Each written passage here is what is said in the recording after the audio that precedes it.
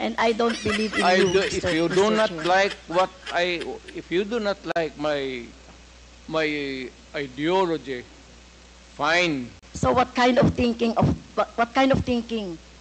that, Mr. Chair? Right thinking. Ganon ako gagago.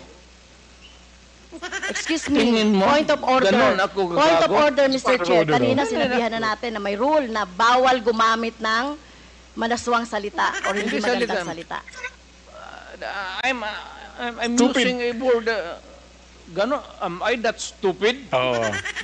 Hindi naman ano yan eh, malasway. English yan. English yan. Ang Tagalog niyan is ganon ako gagago. Tawa mo tao. Huwag ka bang barurong, ma'am. You do not know me from Adam. Kawawa si Castro. Alam mo, do not confuse your, just because they are Chinese and they suspect you. Michael Yang is out there. He has not been arrested. Wala namang dossier na pinapakita sa akin. Eh kung mayroon ako na ang pumatay, maniwala ka? Kung may mga ebidensya po, Oo! papatayin nyo. Sasama, tawagan kita, kasama ko. Hindi po. Ayokong maging... Samahin Ayoko kita. pong maging... Dadagan Balita News Update. Alright, welcome back mga kabalitaan sa atin na namang panibagong reaction video ho dito sa Danagan Balita Reaction Video mga kabalitaan. At kung bago pa lang ho kayo sa ating official YouTube channel, ating munting bahay sa mga bagong salta mga kabalitaan, huwag kong kalimutan mag-subscribe na agad para lagi ho kayong updated sa mga kaganapan sa ating lipunan. Ayun nga, nagsimula na ho yung pagdinig. Unang pagkakataon ho na yung ating dating presidente, Rodrigo Roa Duterte, ay dumalo ho sa pagdinig ng Huadcom mga kabalitaan. At andun din si Sara Duterte, siguro mga 10 minutes na siguro na tumagal siya doon. Kaya umalis na din, may pinupuntahang importanteng bagay. At dito nga po, pag-uusapan naman ho natin itong mga pagtatanong ni Castro ho. Kung saan ay talagang nilalampaso ho siya sa mga sagot ni Tatay Digong Duterte. Ewan ko lang kung dawi ho siya magsasalita, dawi ho siya magtatanong, parang hindi ho preparado. Tapos nagmamayabang pa, ha? Patay lang kasi tumutunog yung ano ko, yung alarm clock ko. Tapos nagmamayabang pa nung sinabi ho ng Quad Committee na hindi matutuloy yung kanilang hearing, sila daw tatlo ni Brosas, sino ba yung isa? Si Manuel at itong si Castro ang haharap kay dating Pangulong Duterte. Eh, hindi nga nakapalag, hindi nga nakaporma sa mga tanong ho nila, talagang nilalampaso ho. At hindi lang ho nila nito matatanggap yung mga tanong ni Tatay Digong Duterte. At iisa lang hong script nilang dala-dala dyan, patungkol ho sa self-defense or elemento ng self-defense. Kaya unahin mo natin tong si Castro mga kabalitaan, yung mga tanong niya ho na binabato niya kay Tatay Digong Duterte. So sisimulan na ho natin para malaman nyo po at magbigay ho kayo ng reaksyon sa baba. I-comment nyo lang po kung ano po yung masasabi nyo sa babaeng ito at yung mga sagot niya rin kay Tatay Digong Duterte. Kasi hindi niya daw matanggap-tanggap or hindi niya daw matatanggap o kumbaga hindi daw siya satisfied sa mga tanong ho ni Tatay Digong Duterte. Ang sabi pa ho nga niya dito, babasahin ko po ang sinabi dito mga kabalitaan. I love my country more than anybody else in this room. So sagot naman ho ni Castro, dahil hindi po ako na-satisfy doon sa sagot ni Mr. Duterte kasi gusto nating maturuan yung ating taong bayan about doon sa laging inaargumento na lang na self-defense. So tuturuan daw niya yung taong bayan mga kabalitaan. Mismo nga ang sarili nito hindi nga makapagtanong ng maayos Tayo pang taong bayan yung tuturuan ito mga kabalitaan. Napaka-basic ko, fundamental lang po yung sinasabing element of self-defense mga kabalitaan. Napaka-basic ko. Kahit siguro mga estudyante, alam na alam kung anong ibig sabihin ng self-defense. Anyway, tuloy ho tayo at pakinggan ho natin kasi parang gusto kong mapanood nyo rin. Sa mga hindi pa nakakapanood, panoorin nyo na ho while nagkakape ho tayo. So kape nga pala muna tayo, cheers muna tayo. Alright, so start tayo mga kabalitaan. Good afternoon, Mr. Chair. Magandang hapon po sa ating lahat. Maraming salamat at dumalo si Mr. Duterte dito sa meeting natin sa Quadcom. No? Ilang beses po natin pinapatawag kahit doon sa Committee on Human Rights ay hindi po dumating. So, yung unang tanong ko po, Mr. Chair, ito pong war on drugs, nung panahon po ni Mr. Duterte, sa tingin po ba ng ating resource person, Mr. Chair, may na-accomplish po itong war on drugs? I have Ano sa to tingin do niyo, it because it was demanded of the time.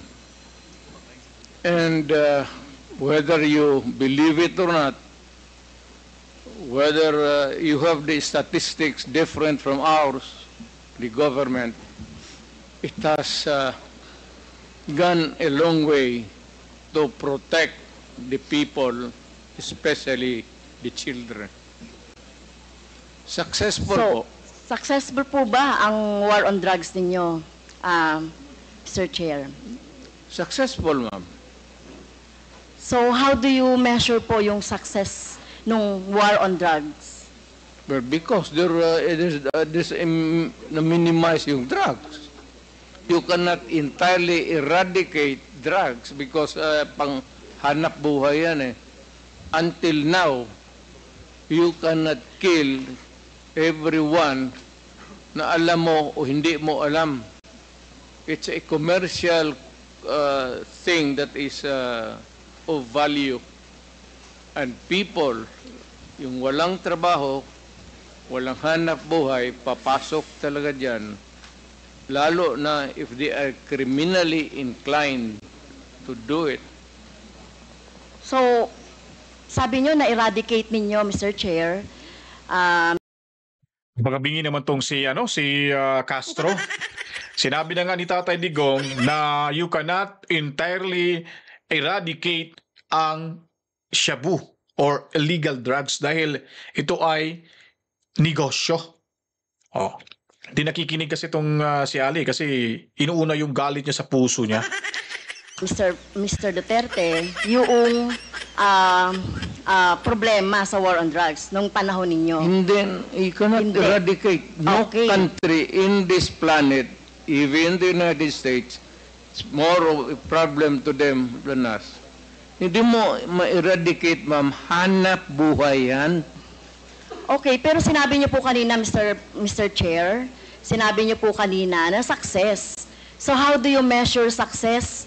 Yun po bang ipinasa ninyo sa Supreme Court na Ulit-ulit na more lang than 20,000 na namatay sa panahon ninyo? Yung extrajudicial killings na karamihan ay mga bata. So nandito nga kanina, no, Mr. Chair, Mr. Duterte, yung mga biktima, yung mga pamilya ng mga biktima, lalong-lalo na yung mga biktima na inosente, mga bata, no? Walang kinalaman sa droga, kagaya ng mga pinisent ng mga nanay dito. So, paano nyo mamimeasure yung sinasabi nyong success? Hindi nyo na-eradicate. Gumamit na kayo ng force. Pinagpapatay yung mga suspected na mga drugs personality. Pero, hindi pa rin na-eradicate. Sabi nyo, hindi nyo ma-eradicate yan kahit na gumamit na ng patayan. So, paano nyo nasabing success yung sa panahon ninyo itong war on drugs? Success in the sense that it was minimized. Hindi naman that's a relative word. Pero, you know, I cannot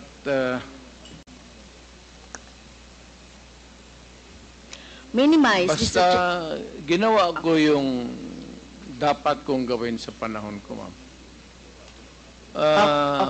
Whether it is really acceptable to all or none at all, ginawa ko yung dapat gawin ko as president at that time. Now, if you are asking for accountability, then if you can, I said, ina-admit ako naman, file the case, and I will go to jail willingly if you can prove the case, because this is a democratic country and there is a democratic process. So, ang style kasi dito nila mga kabalitaan, talagang pinapahaba ho nila ang investigation na to, pero yung patutunguhan ay magsasampa sila ng kaso. Maaari ho kasing gamitin itong issue na ito kasi pag si Tatay Digong yung pinag-uusapan dito mga kabalitaan, ano ho kasi yan, talagang hatak sa mga masay, pinapanood ho talaga, nakikinig sila. So, malamang ho, sa lahat ng mga dumalo ho dyan sa Kongreso, lalo na sa HUAD Committee na yan, ay pwede ho nilang gamitin ito for their own interest, no? For publicity lang kasi malapit na yung election. Kaya sabi ni Tatay Digong, kung may problema ho kayo o nakikita nyong guilty ho ako at may mga witnesses, why don't you file that case in the court against sa akin? So that's very simple. So, kung may nag-gather na silang information, ba't hindi nila kakasuhan itong si Tatay Digong? Ganun lang ho. Simpleng explanation ho. Dahil sa publicity, malapit na kasing election, kaya sinasakyan na naman ito at pabor ho nila dito. Pero ang tanong dyan, papaboran ba sila ng taong bayan mga kabalitaan? Even for criminals and even for a president or mayor who committed a wrong in the campaign against the drug menace of this country. Okay, so sa tingin ko po, Mr. Chair, hindi kayo naging success, no? Sa dami ng Below napatay success. na biktima ng EJK, hindi yon, no? Hindi yon yung makikita natin na na-minimize na talaga yung droga. In fact, Hindi talaga yan ma-minimize kasi nga sa sobrang dami at wala hong suporta sa ibang mga nasa gobyerno ho. Yun po yung totoo. Kung tingnan niyo po yung Singapore mga kabalitaan, puputulin ko muna tong video ito. Tingnan niyo po, alam niyo pa ba kung ano yung problema ho sa ating bansa? Yung Singapore, wala hong gagawa ng kasamaan doon dahil may death penalty ho sila doon. Matagal ho tayo sa Singapore, it's been like almost 10 years. So, ang Pilipinas, kung meron lang talaga, ibabalik lang talaga yung death penalty, malamang ho, yung death penalty dati kung hindi ho tinanggal yun, malamang yung mga tao talagang disiplinado ho, matatakot hong magkasala. Kasi nga may death penalty, lalo na yung mga rapist, lalo yung mga magnanakaw sa gobyerno, paano tinanggal? Siyempre lumalaki yung ulo ng mga criminals.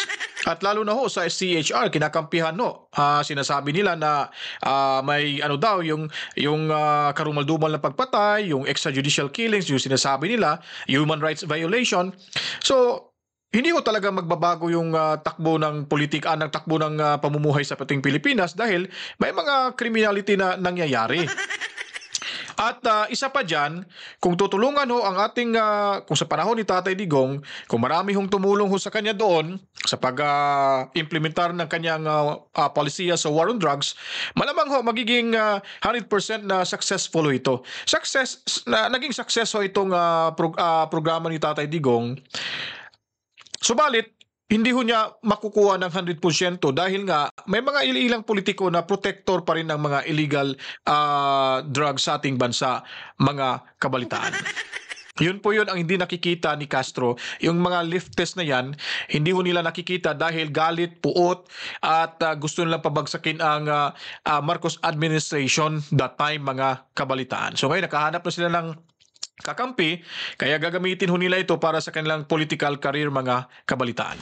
tama ba to, Mr. Chair, na wala namang mga big fish na nahuli during your time?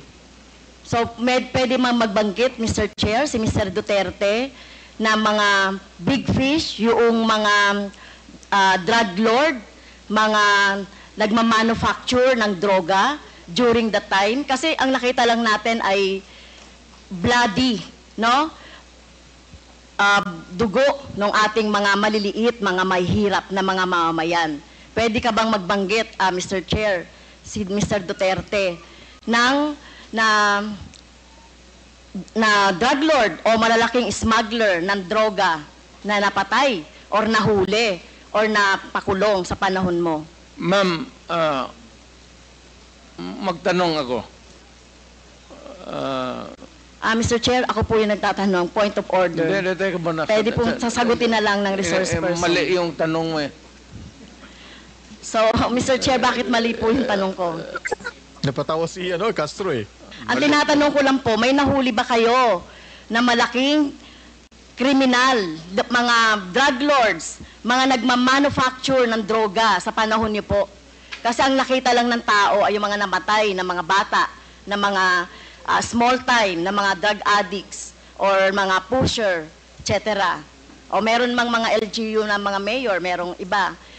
Kaya lang, yung pinanggagalingan po ng droga, meron po ba, Mr. Chair? Meron, ma'am. Marami doon nasa dagat, harap ng Davao. Yung iba naman dyan sa Mount Apo. Loko-loko Can you elaborate on that? Anong dagat at anong tapo? Sinapan ko. Tapo. Sino po yung mga tinapon ninyo na mga drug lord at smuggler at malalaking fish sa droga? Pwede, alamin mo. Hindi ko na tinanong bakit pa ako magtanong. Basta pag nahuli, drug lord, Nakakaloko to I si take over. tatay. Lagay ko sa bangka. Pagdating doon sa dulo,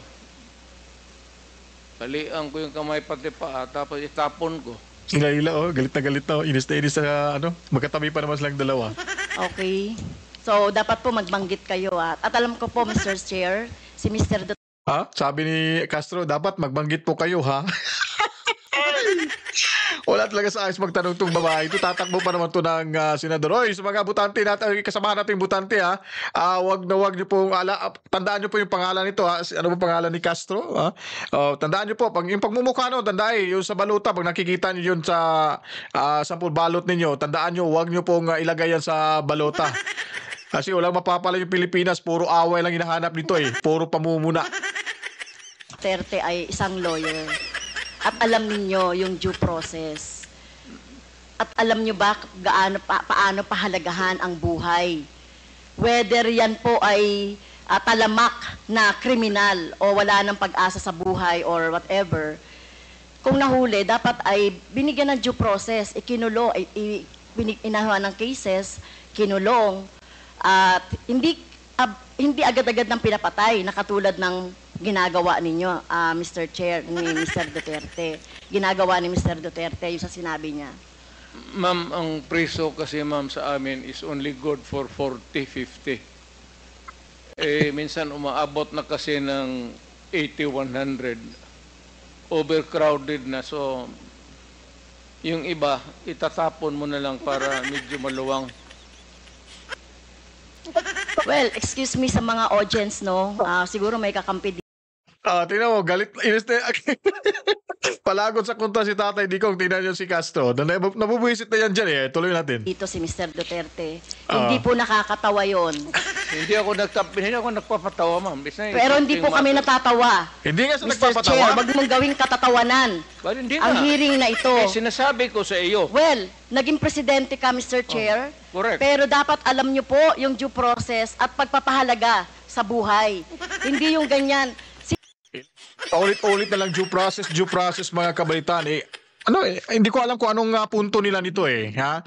Parang talagang pinoprotektahan nila yung mga masasamang tao na sobrang marami na rin ginagawang kalukuhan sa ating bansa. Ganyan yung mga mentalidad itong mga leftist, mga kabalitaan. Sino bang may kasalanan? Bakit po congested ang ating mga kulungan?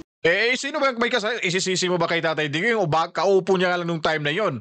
O di ba? Kung alam mo pala, dapat isinusulong mo yung kakulangan sa trabaho sa Pilipinas, sa mga mga mamamayang Pilipino diyan sa ating bansa. Hindi yung puro ka puna ng puna dyan. Alam mo na pala malaking problema ng kakulangan sa trabaho. Di maghanap ka ng kasamahan dyan na magbibigay ng sapat na trabaho at gumawa ka rin ng batas na wala hong diskriminasyon sa paghahanap ng trabaho. Kasi sa Pilipinas puno ng diskriminasyon Putol lang yung daliri mo, hindi ka na makapagtrabaho. Bungal ka, medyo hindi ka na kahit, kunyari, high school graduate ka, bungal. Hirap pong tanggapin yan kasi pleasing personality ang hinahanap sa mga sales lady. Kung putol yung kamay mo, kung cashier ka, hindi nila tatanggapin kasi ganito, ganun na.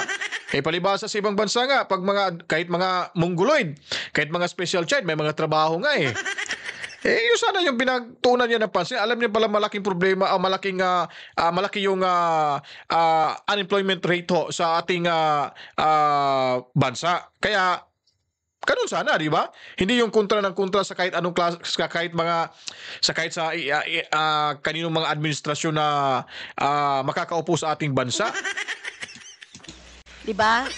Bakit po sinasabi ninyo hanap buhay ng ibang mga tao yung droga? Di ba dapat obligasyon ng pamahalaan na i-provide ng pagkakataon, opportunity? Pag nagsalita to, parang hindi professional tong taong to. Nauutal, tapos okay lang kung tayo nauutal. Wala naman tayo sa publiko. Ito na sa publiko, tapos kinakalaban pa yung dating presidente niya, nag-uutal-utal yung pagsasalita niya. Di ba?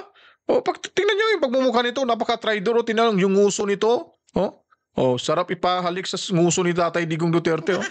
Unidad para sa employment ang mga tao, para hindi po na sa droga na katulad ng sinasabi ninyo, mga dahilan.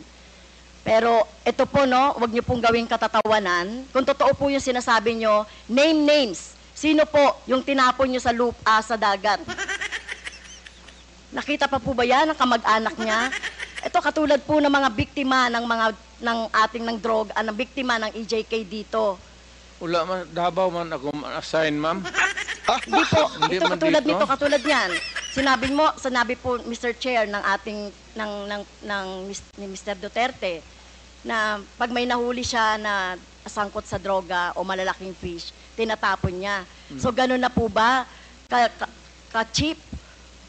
O wala kayong pagpapahalaga sa buhay ng tao? Kaya sa panahon ninyo ng war on drugs, wala daw pagpapahalaga si Tatay Digong. So titignan natin mga kabaitan, ilang milyon ba ang nabubuhay ngayon kaysa sa mga namamatay? Buti nga, nabubuhay pa yung ibang mga addict at drug lords ngayon kasi wala na, tapos na yung termino ni Tatay Digong. Private citizen yung dating presidente. Tapos kini-question pa yung kung walang pagpapahalaga sa buhay ng tao. Pinapahalagan yung buhay ng tao. Kaya nga kinakalaban niya yung mga drug lords. Ang problema lang, kulang siya sa suporta ng mga nasa gobyerno. Subalit, hindi naging hadlang yun dahil ipinagpatuloy ni Tatay Digong kung ano yung gusto niyang mangyari na mailigtas tayo sa kapahamakan ng mga taong gumagamit ng illegal na droga at sa mga drug lords at kung ano-ano pa. Kasi pag ang tao ay gumagamit ng illegal drugs, marami na yung tumatakbo sa utak nilang mga planong masasama. Kaya magsisimula dyan yung krimen. Kaya kung ang taong matino yung mag-iisip, hindi makakagawa ng kalukuhan o kahit anong klaseng kriminalidad sa ating lipunan. Yun po yung talaga ang point diyan. Kaso lang, iniiba nyo, tinitwist nyo po kung ano yung purpose ng war on drugs sa programa at polisiya ni Tatay Digong Duterte. Yun po yung totoo diyan. Aminin nyo na kasi, ayun nyo kasing aminin na wala kayong kalaban-laban diyan sa polisiya na yan. no wonder 30,000 or less ang namatay sa panahon ninyo. Sa halip na gawin ninyo ay i-rehabilitate, bigyan ng trabaho, pero ang ginawa ninyo sa mga pulis, utusang patayin ang mga biktima ng droga. Tama po ba yun, Mr. Wala Chair? kasi akong trabaho maibigay sa kanila, ma'am, hanggang ngayon. It remains to be a problem. Tama, tama what yun. you're It remains to mounting be is a problem. still the same problem that we have had for Hindi all naman these yun. years. Hanggang Buisit ngayon, na si Castro. nandiyan pa rin yung druga. Hindi yun matatapos. Hanap buhay nga. Oh, tama, tama. Pero hindi po siguro katulad nyo, no? At ito ay magsisilbing lesson, Mr. Chair, kay Mr. Duterte, no? At sa mga susunod na mga mamumuno sa ating bayan. Hindi po solusyon ang pagpatay, no? Kung walang mga hanap buhay, bigyan ng hanap buhay. Pagsikapan dito nga, 'di ba? Ginagawa nga natin ng buong makakaya natin para bigyan ng kahit papaano ay tulong yung ating mga mamamayan. So hindi po ito dapat patayin, no? So mukhang mali po yung line of thinking Hindi ni dapat, ma'am. Pero kung talagang, Mr. Duterte. if the situation calls for it, I will not hesitate. Correct. And the police should not hesitate. Especially facing a criminal who is also going to kill you. Pag hinuli mo, dapat patayin mo talaga. At ayaw kong makita na buhayan kasi gamutin mo pa sa ospital, magastos pa ang gobyerno, tapos tapon mo doon sa prisuhan, pakakainin mo pa. Tama, tama. Tapusin mo na. That is my philosophy. So sa filosofiya ho ni Tatay Digong, yun po ang talagang hindi nila matanggap-tanggap. Lalo na ni Castro, yung tatlo dyan, si Brosas, Castro, si Loistro. Apat na pala sila, si Loistro yung isa umiipal na rin dyan sa Kongreso. Yun, hindi ho nila matatanggap yan. Kasi may sabi nga may nangyaring human rights violation. So paano ba yung mga nabiktima ng mga masasamang elementong napapatay ho? Hindi ba counted yun sa tinatawag ding human rights violation? Ba't hindi nila ipinaglaban at hindi nila inimbestigahan ito. But ito na lang yung mga kriminal na mga namamatay, yun na lang kung sinasabi nilang may human rights violation na nangyayari, di ba? So, wala pa rin silang dito patama kay Tatay Digong Duterte kasi nanindigan ho si Tatay na yun talaga yung palisiyan, hindi na mababago yun. At sabi niya, siya mananagot kahit nagkamali man o nasa tamang pagproseso, mananagot siya. So accountability ho niya mga kabalitaan na tinatanggap niya ito, hindi niya ho naman dinay-deny. At yun ang totoong leader ho ng ating bansa na hindi ho natatakot. Hindi ho siya si Poncio Pilato na naghuhugas ng kamay. And I don't believe in you, If Mr. you do Mr. not Chair. like if you do not like my ideology, fine. That's mine. Bahala ka na sa buhay mo kung ano yun. Opo.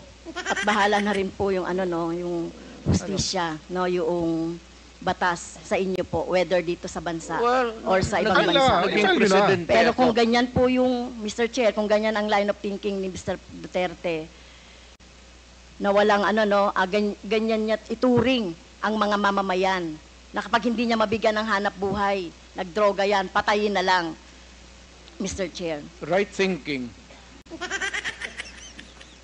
That's yours. Saan niyo yun? What else can you think of? It's the right thinking.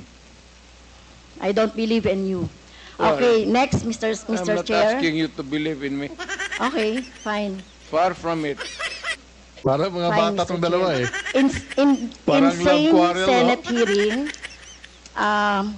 Mr. Chair, Mr. Duterte said, encourage the criminals to fight.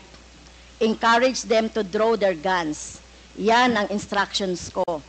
And the only way na hindi kayo makulong, and to justify the killing is bigyan mo talaga ng panahon na lumaban. Okay?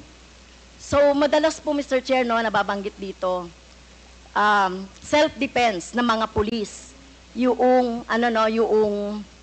ginagawa nilang pagbaril o pagpatay sa mga biktima. So pumasok na yung self-defense mga kabaitan. Yun din ang ibinibala ni ni Manuel at saka ni Brosa, self-defense pa rin. Tatlo na ho sila diyan at naging apat na pati si Luistro. Hindi pa rin sila satisfied sa sagot ni Tatay Digong diyan. Kaya ipinagpatuloy pa rin nila pero walang kwentang tanong ho yan mga kabaitan. Napaka-basic napaka-fundamental ng self-defense yan. Kahit sino makakaintindi ho yan kung anong ibig sabihin mga kabaitan. ng ano no na or yung mga hinuhuli nila at pinapatay nila. So, as a lawyer, Mr. Chair, tanungin ko si Mr. Duterte, ano po ba yung elements of self-defense? When your life is placed in danger, whether as a civilian or a police, you have the right to defend. And if your life is in danger, kill the idiot in front of you, or you will die as an idiot. At yung Yun siguro. kriminal, Ang naong niya, no? malayang but have the satisfaction of doing his thing. Okay, yun po ba, as a lawyer, yun po yung inyong alam tungkol doon sa elements ng self-defense? That ibang ano ma'am, performance of duty, yung self-defense, elements of self-defense, kasali yan doon sa, it also at favors the policeman or soldier. Isa lang ang standard niyan, ma'am.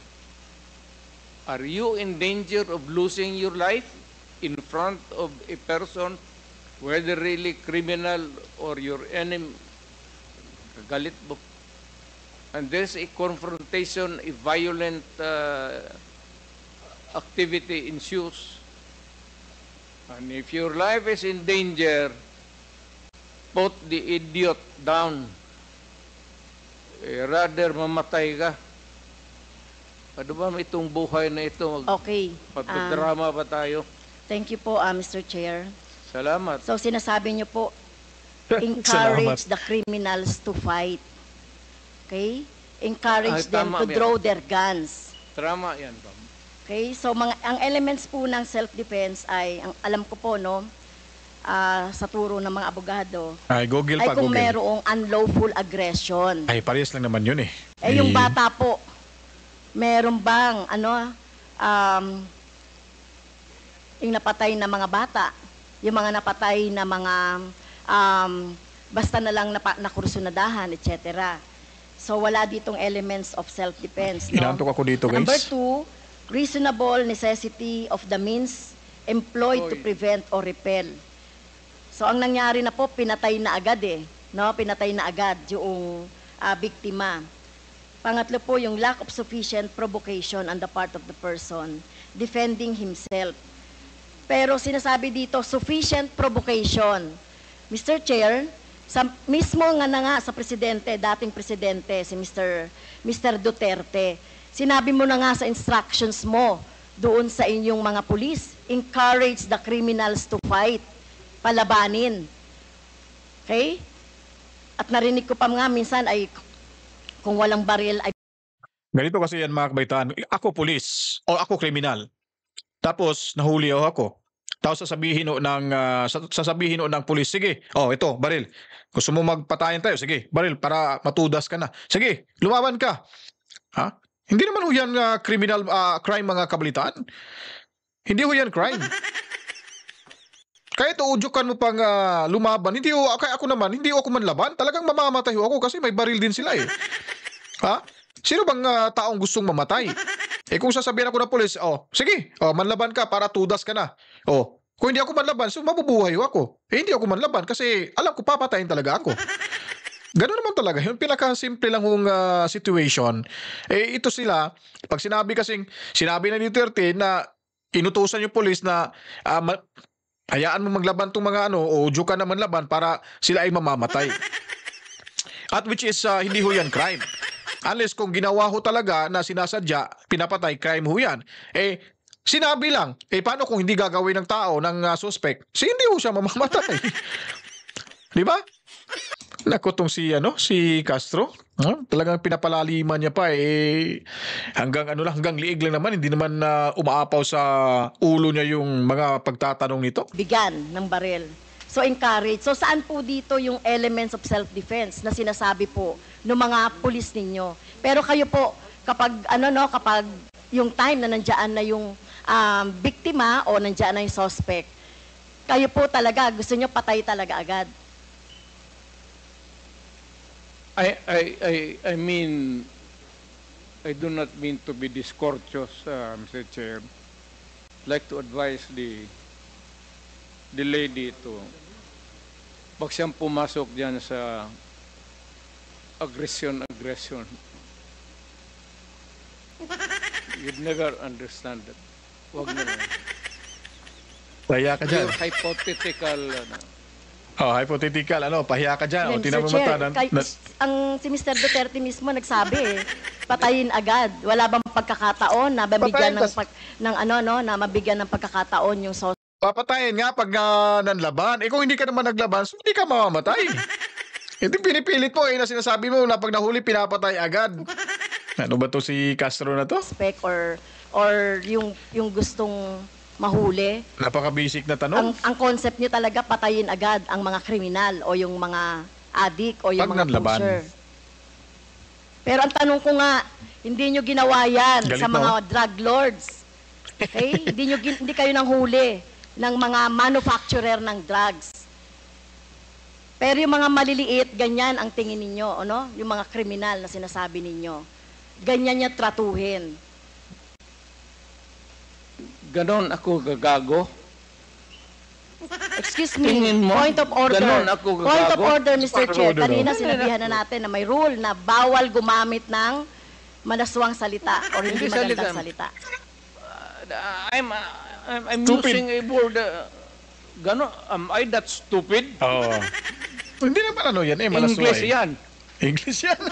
Ang Tagalog niyan is ganon ako gagago. Ang mata ni parang nasupalpal siya dito Kabila na nahimik. Abogado ako, fiscal ako, ganon ako gagago. Huwag kasi Tama kayo. pumilit. Napupumilit Mr. ka Chair, tama po si Mr. Duterte. Abogado kayo. Pero alam ko, pag abogado, dapat alam niyo po yung due process of law. Alam hindi niyo po naman. igalang ang karapatan at buhay ng tao, Mr. Chair. Huwag ka magbarurong, ma'am. You do not know me from Adam. Kawawa si Castro. Huwag kang Basta na marunong. lang anong narinig ninyo yung... That's is... Okay. You have 3 minutes Okay. left, Congresswoman Castro. Yeah, last time na po ba, Mr. Chair? You have 3 minutes left. 3 minutes na lang. Nabingi na siya, nabingi na. Hindi na makapag-focus Si Michael Yang po ay kilala na at kilala pong malapit sa inyo Michael sa Yang kay na naman. Mr. Duterte, Mr. Chair. At in fact, sa panahon po ni Mr. Duterte, inappoint siya as economic manager. So, dito po Mr. Chair, nababanggit sa mga resource persons natin yung papel ni Mr. Yang, Michael Yang sa droga, sa kalakalan sa droga.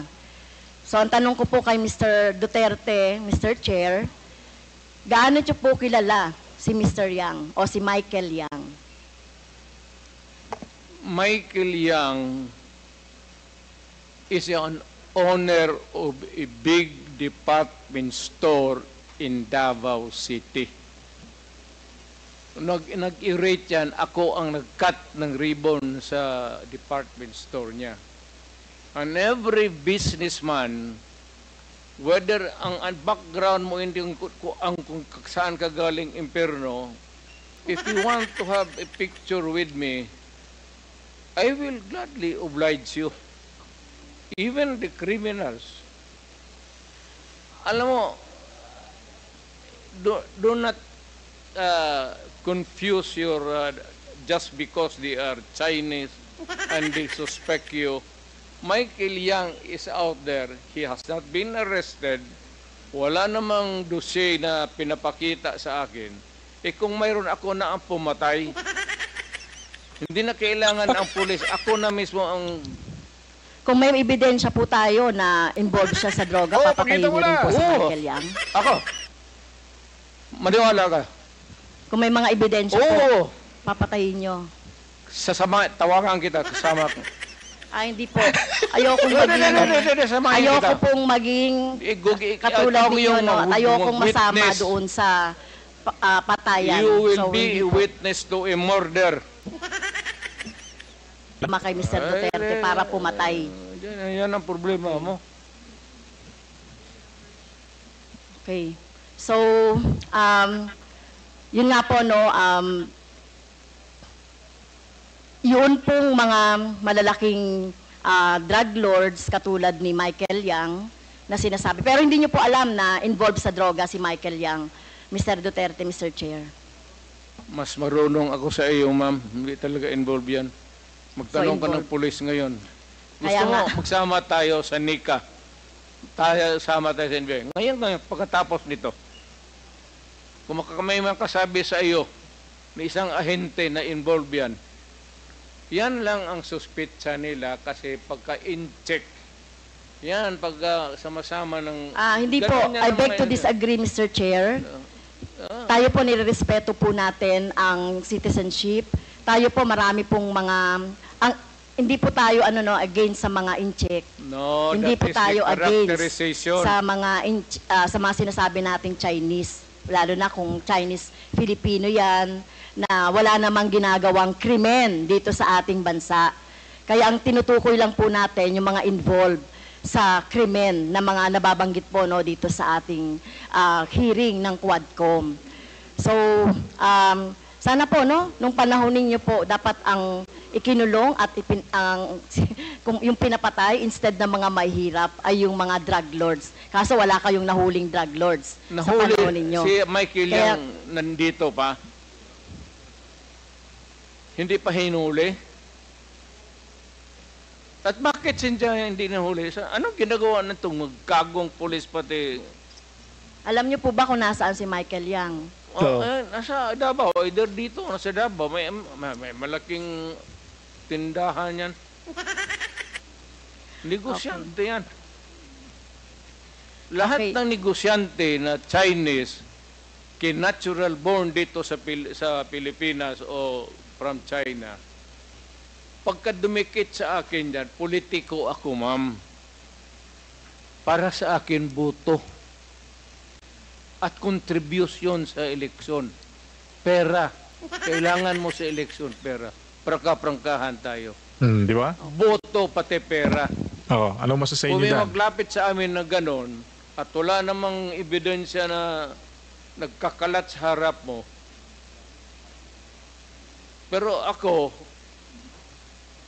pagka sigurado ako na ganon kayang sinasabi mo ngayon, ako mismo ang gogorgor sa tao na yan. Ngayon mga kabalitaan, so talagang mabibigat ho yung statement na sinasabi ho dito ni Tatay Digong Duterte, may mga paghahamon, lalo na ho si Castro, na talagang pinipilit niya na drug lord ho itong si Mr. Yang. Sabi-sabi lang ho, ayon lang ho sa kanilang mga nakakalap at wala ho silang nakakalap ng mga impormasyon, pero wala ho silang tinatawag ng substantial evidence or kumbaga ebidensya na magtuturo ho na itong si Yang ay may ginawa talagang negosyo ho sa illegal na droga dito sa ating bansa. Yun lang po yung pagkakamali ho nila. Ang dali lang ho kasing mag-akusa, ang dali lang ho talagang magturo, pero ang hirap pong papatunayan. Hindi ho basta-basta at madaling mapatunayan yung taong inakusahan. Dito pa lang ho, sinasabi ho nila na wala hong due process si Tatay Digong, may human rights violation daw. Yung mga pagtatanong ho nila, hindi rin ba yan human rights violation na agad-agad inakusahan yung ating presidente na konektado ho sa umano'y drug lords sa ating bansa? Di po ho ba? Hindi ho sila husgado, hindi sila korte, pero kanila na pong hinuhusgahan. Kung may pag-uhusga ho kasi, dapat dalhin nyo na sa korte at doon ho lilitisin yung taong hinuhusgahan ninyo. Para upang sa gayon siya ay makapagdepensa ho sa kanyang sarili. Eh dito pa lang sa pagtatanong nyo na nanguhusga na kayo kung sasagot ho ito at didipinsahan yung kanyang sarili, hindi naman ho kayo talaga nakikinig. Dahil yung pinapakinggan no, yung mga taong galit sa Administrasyong Duterte na gusto nyo ring o itumba o maburaho sa politikahan ng ating bansa itong mga Duterte. Yun po ang totoong yung katotohanan ho sa pagdinig ho na ito. Kaya kung nagustuhan niyo po yung video, nagustuhan niyo pa yung mga sagot ni Tatay Digong, thumbs up kayo. O mag-comment kayo dyan mga kabalitaan. Ilabas niyo po yung reaction niyo, hinaing niyo. Kung hindi kayo pabor sa sinasabi ni Tatay Digong, mag-comment ho kayo. Kung pabor ho kayo, open ho yung comment section natin para ho ito sa karamihan. Kaya sa mga bagong salta, mga bagong nanonood, sa hindi pa nakapag-subscribe, subscribe na ho kayo para lagi kayo updated sa mga kaganapan sa ating lipunan. Hindi pa tayo natatapos ha. Hindi pa ito ang huling vlog ho natin o reaction video ho natin patungkol sa pagdinig nito. May susunod pa ho. Kaya inisa-isa lang ho natin, kumukuha lang tayo ng video clip patungkol ho sa usapin para ho na makita nyo kung ano yung mga pangyayari sa pagdinig na ito mga kabalitaan. Kaya ako po'y magpapaalam na. Matsalam ho sa inyo. To God be the glory. Mwah mwah. Chip chip. Peace out.